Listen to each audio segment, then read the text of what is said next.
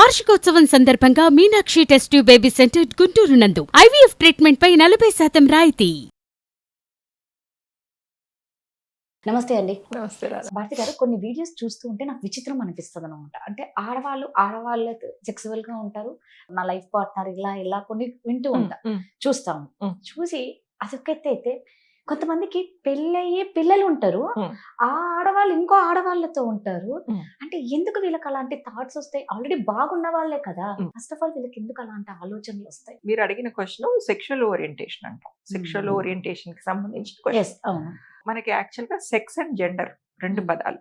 Sex అంటే ఏంటంటే పుట్టుకతోటి మీ అనాటమీలో మీ body structure ని బట్టి మీరు ఎలా ఉన్నారు అనేది పుట్టుకతో నిర్ధారించేది సెక్స్. అంటే మీకు పుట్టగానే శరీరంలో XX క్రోమోజోమ్స్ ఉండి మీకు ఫీమేల్ రీప్రొడక్టివ్ ఆర్గాన్స్ ఒక లోపల ఇంటర్నల్, అంటే పుట్టుకతోటే మనకేమి బ్రెస్ట్ ఉండదు కాబట్టి యుట్రస్, ఓవరీస్ అంటే ఫీమేల్ రీప్రొడక్టివ్ సిస్టమ్ కి సంబంధించినవి అవే కదా. ఆడవాళ్ళ స్త్రీ ప్రత్యుత్పత్తి వ్యవస్థకి సంబంధించిన ఆర్గాన్స్ ఉన్నప్పుడు డాక్టర్ మిమ్మల్ని అమ్మాయి, ఆడపిల్ల అని స్టాంప్ చేస్తారు. అలాగే XY క్రోమోజోమ్స్ ఉండి మగపిల్లలకి పెనిసు, టెస్టిసు ఇలాంటివన్నీ, అంటే పురుష ప్రత్యుత్పత్తి వ్యవస్థకి మేల్ రీప్రొడక్టివ్ సిస్టమ్ కి సంబంధించిన ఆర్గన్స్ కనిపిస్తే వాళ్ళని మేల్ అని డిక్లేర్ చేస్తారు. ఇవి రెండు కాకుండా ఇంటర్సెక్స్ అని కూడా ఉంటుంది ఒకటి పుట్టుకతోటే. ఏంటి అంటే వాళ్ళల్లో క్రోమోజోమ్స్ ఇదైపోయి ఉంటాయి అనమాట. అంటే XX కానీ XY కానీ కాకుండా XXY, XYX, X0X అట్లాంటి క్రోమోజోమల్ పరంగానే మార్పు చెంది ఉంటుంది. అండ్ వాళ్ళల్లో ఇంటర్నల్ గా కొంచెం యుటరస్ కనిపించవచ్చు, బయటికి కొంచెం పెనిస్ లాగా కూడా కనిపించవచ్చు. అంటే అవి ఫుల్లీ డెవలప్డ్ ఉండవు, బట్ స్టిల్ రెండు ప్రత్యుత్పత్తి వ్యవస్థల్ని కూడా వాళ్ళు క్యారీ చేసే వాళ్ళు ఉంటారు. వీళ్ళని బై బర్త్ ఇంటర్సెక్స్ అంటారు. సో ఇవి ఎందుకు జరుగుతాయి అంటే జీన్ మ్యూటేషన్స్ వల్ల జరుగుతాయి. కొన్నిసార్లు సైంటిస్టులు ఏం చెప్తున్నారంటే ఈ మేనరికాలు ఇవన్నీ ఎక్కువ అంటే తరతరాలుగా ఉంటాయి చూసారా, వాటన్నిటి వల్ల కూడా జరగచ్చు, హెరిడిటరీగా కూడా ఉన్న ఇష్యూస్లో అని. సో మీరు పుట్టుకతోటి మీ లింగాన్ని నిర్ధారించేది సెక్స్. జెండర్ అంటే ఏంటి? జెండర్ అంటే మీకు ఒక వయసు వచ్చిన తర్వాత ఈ జెండర్లో రెండు రకాలు, cis gender, trans gender. Cis gender అంటే ఏంటంటే మీకు పుట్టుకతో మీరు అమ్మాయి, కొంచెం పెరిగి పెద్ద అయిన తర్వాత కూడా మిమ్మల్ని మీరు అమ్మాయిగానే అంగీకరిస్తున్నారు, నేను అమ్మాయినే అని మీరు డిక్లేర్ చేసుకుంటున్నారు, మీరు సిస్ జెండర్ కిందకు వస్తారు. అంటే పుట్టుకతోటి మీకు ఏదైతే ఉందో అదే దీన్ని మీరు క్యారీ చేస్తున్నారు, మీరు సిస్ జెండర్ కిందకు వస్తారు. కానీ కొంతమందిలో ఏమవుతుందంటే కొంత ఏజ్ వచ్చాక, ఎస్పెషల్లీ ఒక 7-8 years వచ్చాక నేను అమ్మాయిని కాదు నేను అబ్బాయిని అనే ఫీలింగ్ వాళ్ళలో మొదలవుతుంది. అలాగే ఒక అబ్బాయికి అయితే నేను అబ్బాయిని కాదు నేను ఒక అమ్మాయిని అనే ఫీలింగ్ మొదలవుతుంది. అప్పుడే వాళ్ళు అమ్మల్లాగా చీరలు కట్టుకోవడము, లంగా ఓణీలు వేసుకోవడము, లేకపోతే ఆడపిల్లలు అయితేనే ఈ గౌన్లు జుట్లు వద్దని కట్ చేసేసుకొని ప్యాంట్లు షర్ట్లు వేసుకోవడం, ఇవన్నీ చేస్తూ ఉంటారు. సో వీళ్ళల్లో ఈ జెండర్ అనేది మారుతూ ఉంటుంది, ట్రాన్స్ జరుగుతూ ఉంటుంది. వీళ్ళని ట్రాన్స్ జెండర్స్ అంటారు. So cis gender, trans gender. ఈ ట్రాన్స్ జెండర్లో కూడా ట్రాన్స్ మెన్, ట్రాన్స్ ఉమెన్ అంటాం అనమాట.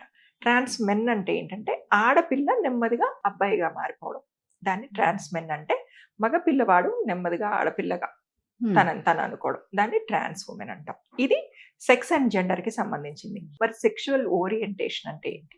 సెక్షువల్ ఓరియంటేషన్ అంటే ఏంటంటే మీకు ఒక యుక్త వయసు వచ్చేసిన తర్వాత మీరు సెక్షువల్లీ ఎవరికి అట్రాక్ట్ అవుతున్నారు అనేది, అంటే మీకు సెక్స్ చేయాలన్న డిజైరు ఎవరి పట్ల కలుగుతున్నది అన్నది సెక్షువల్ ఓరియంటేషన్ అనమాట. సహజంగా మనకి సొసైటీలో మెజారిటీ కనిపించేది ఏంటంటే హెటిరోసెక్షువాలిటీ అంటాం. అంటే ఒక అమ్మాయి ఒక అబ్బాయి కలిసి ఉండడం, ఇది హెటిరోసెక్షువాలిటీ వస్తుంది. లెస్బియన్స్ అంటాం. లెస్బియన్స్ అంటే ఏంటంటే ఇది హోమోసెక్షువాలిటీలో లెస్బియన్స్, గే ఇవి అనమాట. హెటరోసెక్షువాలిటీ, హోమోసెక్షువాలిటీ. హోమోసెక్షువాలిటీ అంటే ఆ పేరులోనే ఉంది కదా, హోమో అంటే సేమ్ జెండర్ కి అట్రాక్ట్ అవడం, ఒక ఆడపిల్ల ఇంకొక ఆడపిల్లకే అట్రాక్ట్ అవడం, వాళ్ళని లెస్బియన్స్ అంటే. ఒక మగపిల్లాడు ఇంకొక మగపిల్లాడికి అట్రాక్ట్ అవడం, దాన్ని గే అంటాం అనమాట. వీళ్ళిద్దరు కూడా హోమోసెక్షువాలిటీ కిందకు వస్తారు. ఇంకొకటి బైసెక్షువాలిటీ అని ఉంటుంది. సో వీళ్ళల్లో సెక్షువల్ ఓరియంటేషన్ ఎలా ఉంటుందంటే ఒక అమ్మాయి ఒక అబ్బాయికి అట్రాక్ట్ అవ్వగలదు, అంటే ఒక అబ్బాయి తోటి సెక్స్ చేయాలన్న థాట్ ఉంటుంది, ఇంకొక అమ్మాయి తోటి కూడా సెక్స్ చేయాలన్న థాట్ వస్తుంది. In the same vice versa అబ్బాయిల్లో ఇంకొక అబ్బాయి తోటి ఉంటుంది, Bye. సేమ్ అమ్మాయితో అమ్మాయి తోటి ఉంటుంది. సో వీళ్ళని బైసెక్షువల్స్ అంటారు. ఇంకొక కేటగిరీ ఎసెక్షువాలిటీ. అంటే వాళ్ళ అసలు సెక్స్ అనే థాటే రాదు. మిగతా అన్ని ఎమోషన్స్ ఉంటాయి. సింపతి ఉంటుంది, యాంగర్ ఉంటుంది. అంటే మనం మనుషుల్లో ఎన్ని రకాల ఎమోషన్స్ ఉంటాయో అన్ని రకాల ఎమోషన్స్ ఉంటాయి. కానీ వాళ్ళల్లో అసలు ఆ సెక్షువల్ హార్మోన్స్ తక్కువ ఉంటాయి అండ్ ఆ సెక్షువల్ థాటే రాదు. వీళ్ళని ఎసెక్షువాలిటీస్ అంటారు, ఎసెక్షువాలిటీ అంటాం అనమాట. సో ఎసెక్షువాలిటీ. సో మీరు ఇందాకన్న కేసు, ఒక ఆడపిల్ల పెళ్ళయి భర్త ఉన్నాక పిల్లలు ఉన్నాక ఇంకొక అమ్మాయితోటి ఎందుకు అంటే వాళ్ళల్లో బైసెక్షువల్ అంటే నేచర్ నాకు అర్థం ఉండొచ్చు. కాలే, అది ఫస్ట్ నుంచి వాళ్ళకు ఉంటుందా? ఇది పెళ్ళై పిల్లలు పుట్టిన తర్వాత కదా, ఇది మధ్యలో ఎలా? ఎందుకు అంటే రాదా, ఇప్పుడు సమాజంలో ఇప్పటికీ కూడా ఈ సెక్షువల్ ఓరియంటేషన్స్ లో లెస్బియన్స్ అని కానీ, గే అని కానీ, లేకపోతే మనం ఇందాక మాట్లాడుకున్న జెండర్స్ లో ట్రాన్స్జెండర్స్ ని కానీ యాక్సెప్ట్ చేయడం Yes. లేదు. అవును. ఇప్పటికీ కూడా మనకి ట్రాన్స్జెండర్స్ అంటే ఒక రకమైన భయము, లేకపోతే అసహ్యము ఇవే ఉన్నాయి. కానీ వాళ్ళని వాళ్ళకి లాగా మనం యాక్సెప్ట్ Accept చేయటల్లా. Yes. మనం ఎందుకు, తల్లిదండ్రులే చేయట్లా. అవును. సో ఈ సెక్షువల్ ఓరియంటేషన్ లో కూడా ఏమవుతుందంటే సేమ్ సెక్స్ కి సంబంధించింది ఆ పిల్లలకి భయం ఉంటది. అంటే నేను పెళ్లి చేసుకోను, నేను ఒక అమ్మాయితోటే ఉండాలనుకుంటున్నాను అంటే తల్లిదండ్రులు ఏమంటారో, సొసైటీ ఏమంటుందో, మాకు ఫైనాన్షియల్ గా ఫ్రీడమ్ లేదు కాబట్టి ఈ వయసులో మేము చెప్తే ఏమి ఇబ్బందులు కలుగుతాయో అన్న ఉద్దేశంతో వాళ్ళు పెళ్లిళ్ళు చేసుకున్నా కూడా వాళ్ళల్లో ఉండే ఆ బైసెక్షువల్ నేచర్ ఏదైతే ఉందో అది ఇంకొకళ్ళ వైపు, అంటే వాళ్ళ సేమ్ జెండర్ వైపు కూడా అట్రాక్ట్ చేస్తూనే ఉంటుంది. అందుకు జరుగుతాయి ఇలాంటివన్నీ కూడా. కానీ ఇలా కనుక్కోవడం కష్టం కదా. అంటే ఎందుకు అంటున్నానంటే మ్మ్. పిల్లలు ఇబ్బంది లే- అయిపోతారు, ఏయ్, హస్బెండ్ ఫ్యామిలీ అంతా మేనేజ్ చేస్తారు వాళ్ళు. బయట చెప్పి కొన్ని ఫ్యామిలీస్ లో అయితే నాకు కొన్ని కేసెస్ కూడా తెలుసు. అంటే హస్బెండ్స్ కి చెప్పేస్తారు, నాకు నువ్వెంత ఇంపార్టెంటో, బికాస్ వాళ్ళు బైసెక్షువల్ కదా.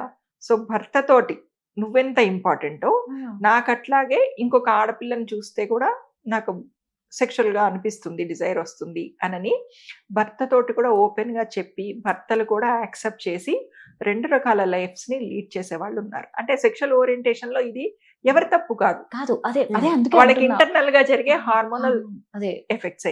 ఇవన్నీ కాకుండా అసలు క్రాస్ డ్రెస్సింగ్ అని ఉంది ఒకటి. మ్మ్. క్రాస్ డ్రెస్సింగ్ అంటే ఏంటంటే వాళ్ళలో ఈ సెక్షువల్ ఓరియంటేషన్ లో ఏమి ఈ రకాలు మనం మాట్లాడుకున్నట్టుగాను ఉండదు, లేకపోతే వాళ్ళు ట్రాన్స్జెండర్స్ కూడా కాదు. కానీ ఒక మగపిల్లాడు ఆడపిల్లలాగా డ్రెస్ చేసుకోవాలని ఇష్టపడతాడు అప్పుడప్పుడు. అయినా వాళ్ళకి హ్యాపీగా పెళ్ళై ఉంటుంది, ఫ్యామిలీ ఉంటుంది, పిల్లలు ఉంటారు.